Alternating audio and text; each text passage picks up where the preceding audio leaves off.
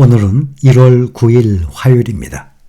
오늘 마감한 미국 증시에서 지수가 처음으로 급등했습니다. 최근 부진했던 기술주의 강세에 힘입어서 이 같은 흐름이 나타났어요. 올 들어 새해 첫 주부터 지지부진했던 이 흐름을 보였던 미국 증시 이 지수들은 모처럼 크게 올랐습니다. 투자자들은 이번 주에 발표되는 소비자 물가지수 CPI와 또 주 후반부터 본격 시작되는 기업들의 4분기 실적 발표 등을 주시하고 있습니다. 개장 초부터 다우에 편입된 보잉의 주가가 큰 폭으로 하락하면서 다우 지수를 끌어내렸는데 애플과 엔비디아 등의 기술주가 반등하면서 주가가 오름세로 장을 마쳤습니다.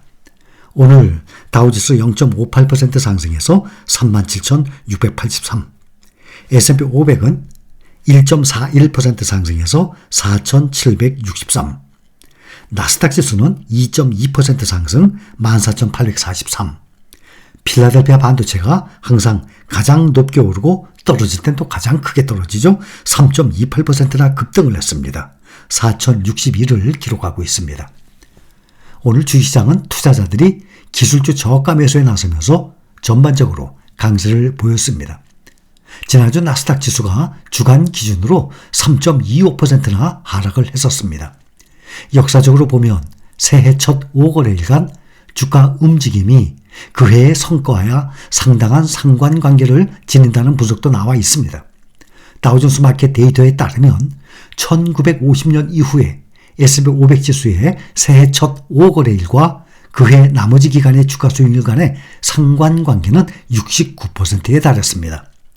주가가 첫 5거래일간 오르면 그 해에 대체로 주가가 올랐다는 의미입니다. 이번에 새해 첫 5거래일인 오늘까지 S&P 500 지수가 0.13%가량 하락을 했습니다. 시가총액 상위 7개 종목 빅테크주들 보면 아마존 2.66%, 알파벳 2.29%, 메타 1.91%, 마이크로소프트 1.89%, 테슬라 1.25% 등 일제히 급등했습니다. 애플은 혼합현실 헤드셋 비전 프로를 다음 달 2일에 공식 출시한다는 소식에 2.42% 상승하면서 아이폰 수요 우려의 약세를 그동안 보였던 애플이 6거래일 만에 반등했습니다. 에브코 ISI는 급락한 애플을 저점 매수할 때라고 조언까지 했습니다. 세계 최대 인공지능 반도체 칩 GPU 설계 기업 엔비디아 주가가 오늘 6% 넘게 급등을 하면서 522.53달러로 사상 최고가를 경신했습니다. AMD도 신형 GPU를 공개하면서 5.48% 급등을 했고 마벨 테크놀로지도 7% 급등을 하면서 필라델피아 반도체 지수가 3.28%로 올해 처음으로 크게 상승했습니다. 그래서 필라델피아 반도체 지수를 따라가는 대표적인 반도체 ETF SOXX 3.26%, SMH 3.54% 올랐습니다. SOXX와 SMH는 국내에 원화로 투자하고 있는 SMH 대신 코덱스 미국 반도체가 있죠. 또 SOXX, SOXQ 대신 타이거 필반나가 또 있습니다. 또 세배 레버리지 SOXL은 10% 가까이 폭등을 하다시피 했습니다. 지난해 240% 폭등해서 S&P 500 편입 종목 가운데 상승률 1위를 기록한 엔비디아는 오늘 6% 넘게 폭등을 하면서 사상 최고치 기록을 갈아치웠어요.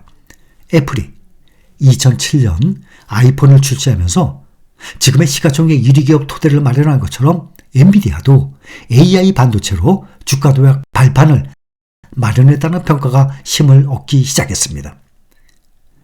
애플이 아이폰 모멘트로 도약한 것처럼 엔비디아도 이 같은 중대 고비에 들어섰다는 평가입니다. 엔비디아는 오늘 가정이나 일반 사무실에서 PC나 노트북을 통해서 AI를 구동할 수 있는 로컬 AI용 GPU 칩 3종을 공개하면서 오는 31일 출시할 계획이다 라고 밝혔습니다. 엔비디아는 AI 기반의 새로운 그래픽 처리 장치 지포스 RTX 40 슈퍼 시리즈 3종을 공개했습니다. 새로운 제품은 일반 소비자들이 가정과 사무실에서 사용할 수 있는 로컬 AI용 GPU입니다. 개당 가격이 599달러에서 999달러, 그러니까 600에서 1000달러 수준으로 책정됐습니다. 엔비디아 회사 측은 비디오 게임에 대한 뛰어난 경험을 제공하게 될 것이라고 말했습니다. 지금까지 데이터 센터용 AI 반도체에 집중을 해온 엔비디아가 소비자용 제품을 내놓으면서 로컬 AI용 칩 경쟁이 심화될 것으로 예상됩니다. 앞서서 인텔, AMD, 퀄컴이 PC, 노트북, 모바일에서 AI를 구동할 수 있는 고성능 칩을 개발 중이라고 밝혔었습니다. 엔비디아는 또 2분기부터는 중국 수출용 AI 칩을 대량 생산할 계획이라고 밝혔습니다. 다우에 들어있는 보잉의 주가 최근에 이륙 직후 여객기 동체에 구멍이 난 737 맥스9 기종의 운항 금지 소식에 8% 이상 폭락을 했습니다. 비행 중에 동체 구멍 발생으로 운항이 전면 금지된 보잉 737 맥스9 기종에서 느슨해진 볼트들이 추가로 발견됐습니다. 유나이티드 항공은 지난 주말 알래스카 항공의 보잉 737 맥스9 기종 동체 사고 후 그 후에 실시한 긴급 점검에서 자사가 운영 중인 737 맥스9 기종에서도 느슨해진 볼트를 발견했다고 밝혔습니다. 이번 주 오는 11일 목요일 미국의 12월 소비자 물가지수 CPI가 발표가 되고 또 그 다음날 금요일에는 12월 생산자 물가지수 PPI가 발표될 예정입니다. 월스트리트 저널에 따르면 12월 CPI가 전월 대비 0.2%, 전년 대비 3.3% 상승할 것으로 예상하고 있습니다. 변동성이 큰 에너지와 음식료 가격을 제외한 12월 근원 CPI는 전월 대비 0.2% 상승으로 지난달보다 둔화될 것으로 예상했습니다. 전년과 비교해서는 3.8% 상승할 것으로 전망하고 있습니다. 국제금리는 이번 11일 발표되는 12월 CPI를 앞두고 하락세를 보였습니다. 지난 12월 연방공개시장위원회 정례회의 이후 연준의 올해 금리 인하에 대한 기대가 커졌으나 최근 들어 이러한 기대가 과도하다라는 우려도 강화되고 있습니다. 선물시장에서 마감 시점 연준이 오는 3월에 금리를 인하할 가능성이 63.8%를 기록했습니다. 이것은 일주일 전에 90%까지 올랐던 데서 크게 낮아진 것입니다. 연준 내에 비둘기파 인사로 꼽히는 라파엘 보스틱 애틀란타 연은 총재는 인플레이션이 우리의 목표치 2%에 도달하는 경로에 있지만 아직 성공을 선언하기에는 이르다면서 연준의 목표는 그 경로를 계속 유지하도록 하는 것이라고 말했습니다. 이어서 낮은 실업률과 높은 임금 상승률 등을 고려할 때 제한적 통화정책을 계속 유지할 필요가 있다 하면서 3분기쯤에나 첫 금리 인하가 있을 것으로 예상한다라고 말했습니다. 그는 올해 2번의 금리 인하 가능성을 전망하고 있습니다. 시장에서는 페드가 지난해 12월 시장공개위원회에서 기준금리를 5.5%로 3회 연속 동결을 하니까 긴축 종료 신호로 받아들였습니다. 시장에서는 이르면 오는 3월 첫 금리 인하가 시작될 것이라 라는 기대감이 번지고 있습니다. 이 가운데 미국인들의 기대 인플레이션이 3년 만에 최저 수준으로 떨어졌다는 조사 결과가 나왔습니다. 뉴욕 연은이 지난해 12월 소비자 전망 설문을 실시한 결과 1년 후 기대 인플레이션 중간값은 3%를 기록할 것으로 조사됐습니다. 이는 2021년 1월 이후 가장 낮은 수준이에요. 직전 월에는 3.4%였습니다.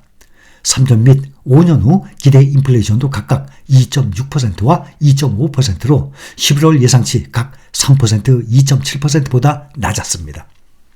기름값 보면 세계 최대 석유회사 아람코가 2월 원유 공식 가격을 인하를 하면서 WTI 서부 텍사스랑 원유는 4.12% 급락한 배럴당 70.77달러의 거래를 마쳤습니다. 사우디아라비아가 7일 아시아 석유 공급 가격을 배럴당 2달러 하향 조정한 여파로 공급 과잉, 수요 부진 우려가 다시 고개를 들었습니다. 변동성 지수 VIX는 2.02% 하락한 13.08을 기록을 했습니다.